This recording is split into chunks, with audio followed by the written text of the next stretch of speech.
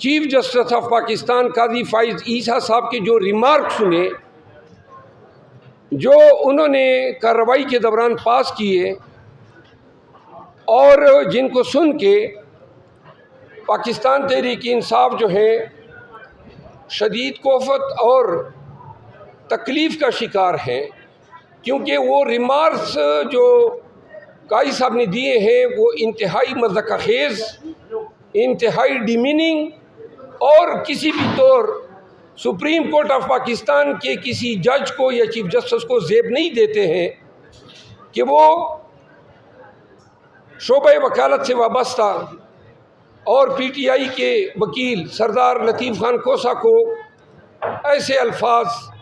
कहें, बिलखसूस जब उन्होंने तमस्सुरखेज़ अंदाज में सरदार साहब के सरदार होने का चस उठाना चाहा। चीफ जस्टिस ऑफ पाकिस्तान या पाकिस्तान की धरती पे किसी को ये हक नहीं है, न कोई इख्तियार है, न कोई कानून चीफ जस्टिस को ये हक देता है कि ये रेशियल कमेंट्स पास करें। पाकिस्तान में लाखों सरदार मौजूद हैं और ये उन तमाम सरदार कम्युनिटीज़ और फिर पाकिस्तान में मिनॉरिटीज़ आबाद हैं, बिलखसूस सिख कम्युनिटी, जो हर एक सिख अपने आप को सरदार कहलाता है, जबकि वो अल्फाज जो बयान किए गए कि जी सरदार क्यों आप अपने आप को कहलवाते हैं, ये रेशियल कमेंट्स थे। और चीफ जस्टिस साहब जब सरदार लतीफ़ कोसा को तज़हीक का निशाना बना रहे थे तो उनको नहीं भूलना चाहिए था कि इंतहाई काबिल एहतराम जज सुप्रीम कोर्ट के सरदार तारिक मसूद साहब वो भी सरदार हैं। तो लिहाजा हमें कतईन ये तवक्को नहीं थी कि 55 साल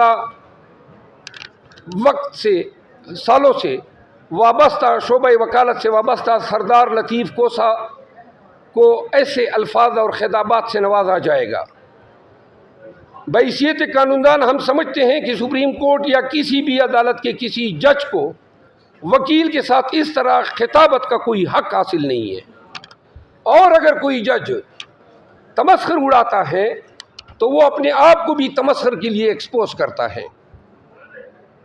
जिस तरह हर एक शख्स को अपने नाम, अपने कबीले, अपने शनाख्त के हवाले से तज़हीक पे दुख होता है, अगर काजी साहब को कोई काजी होने पे तमस्खुर उड़ाएगा तो लाज़िमन उनको भी तकलीफ़ होगी। तो लिहाजा Pakistan Tehreek Insaf chief justice of Pakistan के इस कंडक्ट को मिसकंडक्ट गर्दानती है और ये रेशियल कमेंट्स गर्दानती हैं और हम इसकी मज़म्मत करते हैं। दूसरी बात, उमेर नियाज़ी साहब मौजूद हैं, पिटिशनर थे लाहौर हाई कोर्ट में। हमने चैलेंज किया था कि रिटर्निंग अफसरान जो है 4 दफ़ा जो गुज़िश्ता हमारे इंतखाबात हुए उसमें अदालती अफसरान जो है रिटर्निंग अफसर थे, लेकिन इस दफ़ा इलेक्शन कमीशन ने फेयर और फ्री इलेक्शन कराने के लिए उन इंतज़ामी अफसरान की खिदमत हायर की जो आए रोज़ हमारे ख़िलाफ़ 144 और 3 MPO लगाते हैं। और चूँकि उनका कंडक्ट हालिया 16-20 माह में वाज़ेह तौर पर पूरे कौम के सामने आया, तो हमने चैलेंज किए लाहौर हाई कोर्ट में, जिन्होंने इलेक्शन कमीशन के उस हुक्मनामे को मुअत्तल किया। ये एक इंटरलॉक्यूटरी आर्डर था।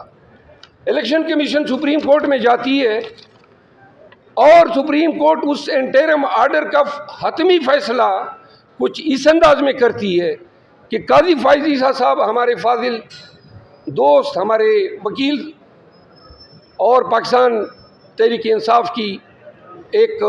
कायद हैं, उनको तवीन अदालत का नोटिस जारी करती है कि जी ये भी आपने इन आरोज़ पे अदम एतमाद करके इलेक्शन के प्रोसेस में रुकावट डाली है और तवीन अदालत का नोटिस इनको जारी होता है। अब उन आरोज़ ने जो काजी साहब के मंजूर शुदा हैं, पाकिस्तान तहरीक इंसाफ के तकरीबन 1200 कैंडिडेट्स के नामिनेशन पेपर रिजेक्ट किए हैं। क्या ये जिम्मेदारी उस चीफ जस्टिस की नहीं बनती है कि जिनको वो लगवाने पे तुला हुआ था उनसे ये भी बात करें कि क्यों कर आपने इस तरह लघु बेबुनियाद बुनियादों पे पाकिस्तान तहरीक इंसाफ के उम्मीदवारों के कागजात नामजदगी रिजेक्ट किए। आप सबको आगाह कर दें कि अपीलें हमारी समाअत के लिए मुकर्रर है और इन नताइज से आपको वाज़ेह हो जाएगा कि ये इक़दाम भी पाकिस्तान तहरीक इंसाफ को इलेक्शन के प्रोसेस से बाहर रखने की एक कोशिश है। आप लोग देख रहे हैं कि कोशिशें हो रही हैं कि हमसे बला छीना जाए। सबसे पहले एक मबनी बर बदनीयती हुक्म इलेक्शन कमीशन ने जारी किया और उन्होंने बल्ले का निशान जो है हमसे छीनने की कोशिश की, जिसको हमने, चूँकि इलेक्शन हमारे इंट्रा पार्टी पेशावर में हुए थे, तो यूँ इस टेरिटोरियल जुरिस्डिक्शन की बुनियाद में हमने पेशावर सुप्रीम कोर्ट बिलखसूस चीफ जस्टिस ऑफ पाकिस्तान के हवाले से जो पार्टी व्यू रखती है वो अब फॉर्मली आपके साथ शेयर कर रहा हूँ। चूँकि अभी हम अडियाला जेल से खान साहब से मिलकर आए हैं और जो डिसीजन हुआ है वो चूँकि बैरिस्टर गौर साहब के नोटिस में नहीं था, तो लिहाजा हम आपको अपडेट करना चाहते हैं कि इस बयानिए को, इस वर्जन को पाकिस्तान तहरीक इंसाफ का नैरेटिव समझा जाए।